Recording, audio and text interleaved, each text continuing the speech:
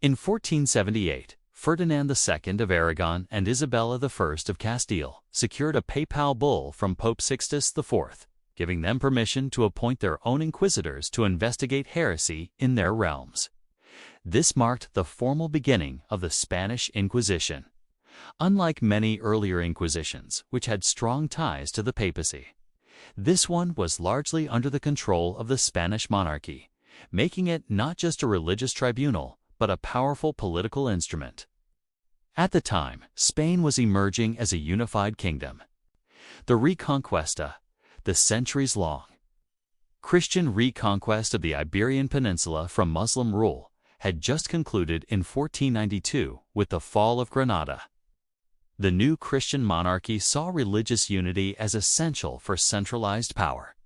Many Jews and Muslims in Spain had converted to Christianity, known as conversos and moriscos, either voluntarily or under pressure. But suspicion remained that many of these converts secretly practiced their former religions. The first Grand Inquisitor appointed in 1483 was Tomás de Torquemada, a Dominican friar. His name would become synonymous with rigor, zeal, and ruthless enforcement. Under his leadership, the Inquisition gained significant momentum and began building its bureaucratic apparatus. By 1482 to 1485, the Inquisition's central body, the Suprema, was established in Toledo. It coordinated regional tribunals across the kingdom, including in cities like Seville, Valencia, and Córdoba. Major targets: conversos, Muslims, and heretics. The initial focus of the Inquisition was on conversos Jews who had converted to Christianity. Though they were officially Christians, many were suspected of secretly practicing Judaism. The Inquisition's investigations often relied on anonymous denunciations and rumors, whereby neighbors or churchgoers reported conversos for suspected backsliding. In 1492, Ferdinand and Isabella issued the Alhambra Decree, ordering the expulsion of all Jews who refused to convert to Christianity. Many converted instead, but the Inquisition remained deeply suspicious of them.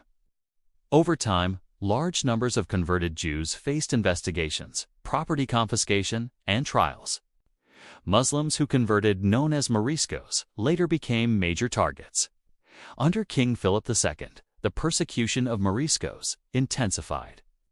By 1609, the Spanish crown decreed the mass expulsion of Moriscos, effectively ending much of their presence in Spain by 1614.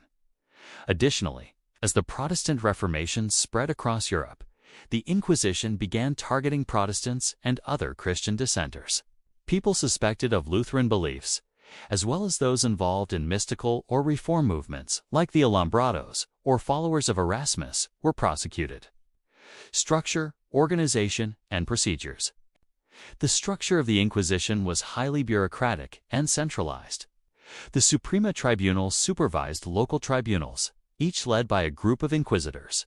Inquisitors were often supported by a network of familiar lay collaborators and commissarios, ecclesiastical officers, who gathered information, carried out investigations, and managed denunciations.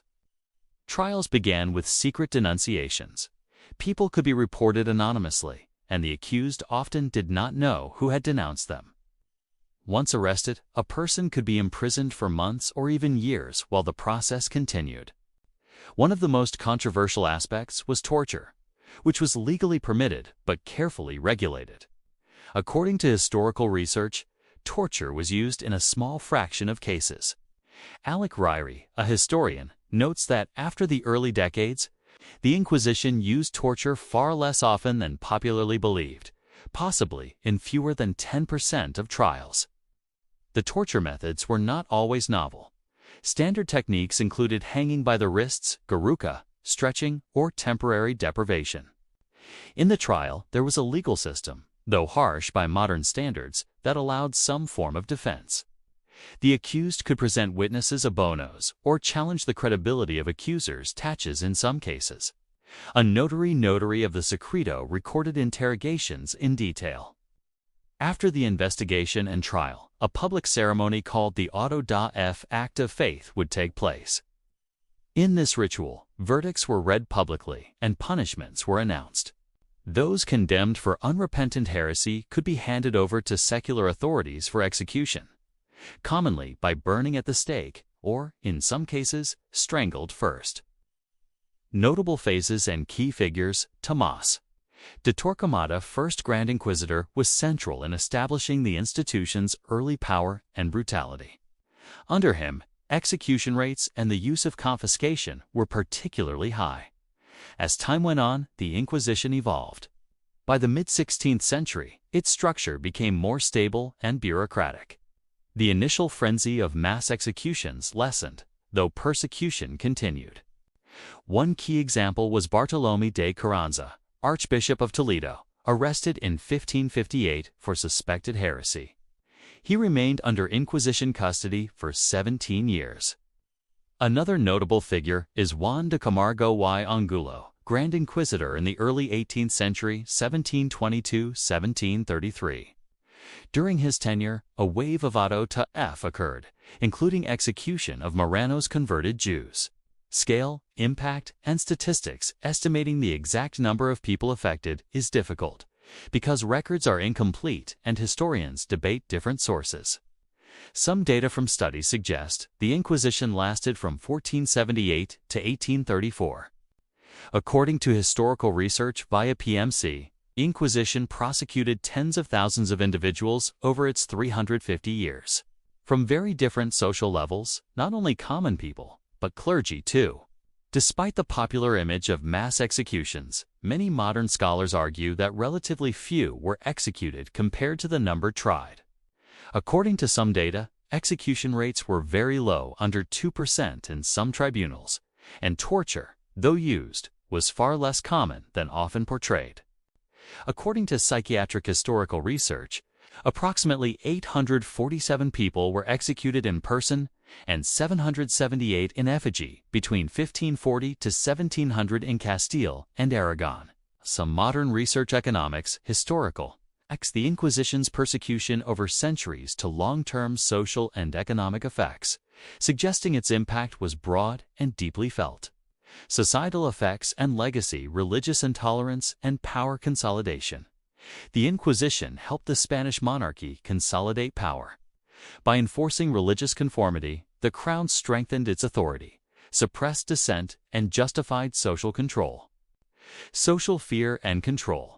Anonymous denunciations and secret trials created a climate of fear. People could be reported by neighbors, servants, or unknown informants. This led to a society where distrust and fear of accusation were widespread. Cultural and intellectual impact. The Inquisition actively censored books and restricted ideas. Intellectuals, scientists, and writers had to navigate the boundaries of acceptable thought, which affected cultural and academic development. Political and colonial reach. The Inquisition's structure extended beyond Spain into the empire. There were tribunals in its colonial possessions, meaning its power and influence stretched across the Spanish world. Long-term consequences. Modern studies examine how centuries of persecution affected Spain's social and economic development. For instance, research suggests the Inquisition's legacy may have contributed to slower development, lower trust, and institutional weakness in certain regions because the system discouraged dissent, innovation, and risk-taking. Decline and abolition. After its earliest, most violent phase in the late 15th and early 16th centuries, the Inquisition's brutality diminished somewhat. While it never fully disappeared, its operations became more bureaucratic and less focused on mass executions.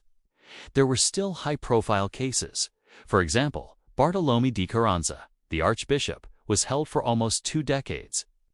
Even in the 18th century, some auto da fe continued, but the scale and intensity were not as high as during the Inquisition's earlier years.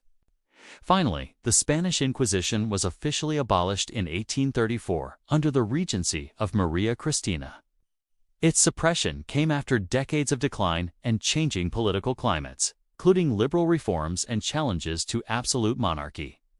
Historical interpretations and myths. Over the centuries, the image of the Spanish Inquisition has become highly mythologized. Popular culture often portrays it as a relentless engine of torture and mass execution, but historical research presents a more nuanced picture. According to historians like Henry Common, the Inquisition was indeed brutal, but its death toll and use of torture were less extreme than many myths suggest. Some legal scholars point out that compared to secular courts of the time, the Inquisition had procedural protections. For example, there was often a presumption of innocence, and defendants could argue against testimonies, while auto de fe and public executions were used. These events also served as propaganda tools, spectacles reinforcing the church's and monarchy's moral power.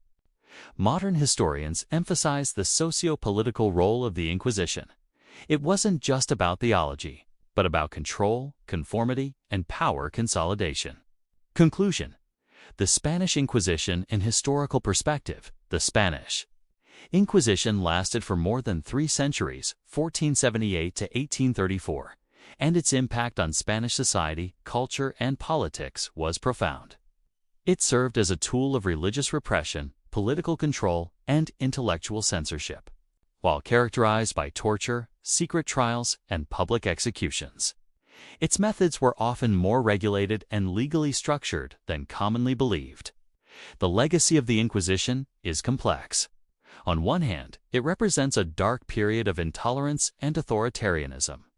On the other, it was part of a broader historical context, one where religious conformity was deeply entangled with political power. In modern times, its memory persists as a symbol of the dangers of unchecked authority, the suppression of dissent, and the use of fear as a means of control. Yet, historical scholarship reminds us that the truth lies in nuance. Beyond the myths, the Spanish Inquisition was not simply a bloodthirsty monster, it was a deeply sophisticated institution built for control and shaped by its time.